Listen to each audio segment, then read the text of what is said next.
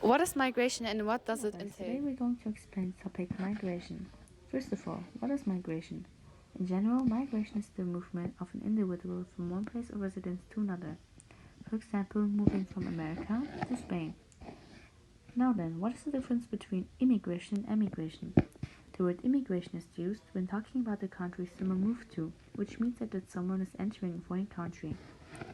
While the word emigration is used when talking about the country someone moved away from, which stands for the fact that someone is leaving their home country. When immigrating, there's a word named brain gain. Means someone entering a country to live and work there where great opportunities are, so the country makes a plus.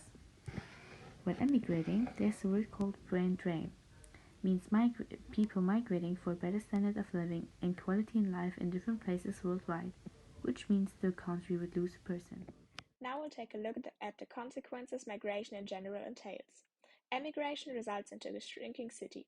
Some effects of a shrinking city are a higher crime rate, so for example, many buildings get destroyed, demolished, burned down, or made into parking lots. Also, there's an effect called the donut effect that takes place in that situation, which means that mostly the richer people move out of the city into the suburbs. On top of that, there is a reduction of municipal services like the police, fire department, schools, and public transport. Furthermore, there's a lot of unemployment, poverty, and eventually a bankrupt of the city. On the other hand, there's the example of a growing city. If many people move to the city, it will split into two sides, the rich and the poor side. The poor side has a hard life with a lack of access to drinking water, sewerage, electricity, sanitary facilities, medical facilities, educational facilities, power cuts, huge mountains of rubbish, chronically congested streets due to much traffic, and many dangerous jobs. Compared to them, the people on the richer side live a life in heaven.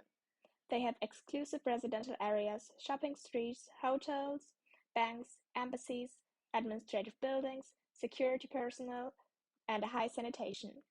In addition to that, they have high office rents and high land prices. So, to conclude, there are a lot of reasons why people move to another country, which will affect both countries involved. Mainly, people move from a so called LEDC, which means less economically developed country, to a MEDC, which means more economically developed country. LEDCs are mainly characterized by a rapid growing population and high death rates in young age. There's also no hygiene, there's famine, malnutrition, and no medical care. On the other hand, MEDCs have a low birth rate and death rate because of access to contraceptives, medicine, water and electricity supply, and in general, better standards of living. People are more likely to migrate in these countries. So in this example, you can see Kenya in the last decade.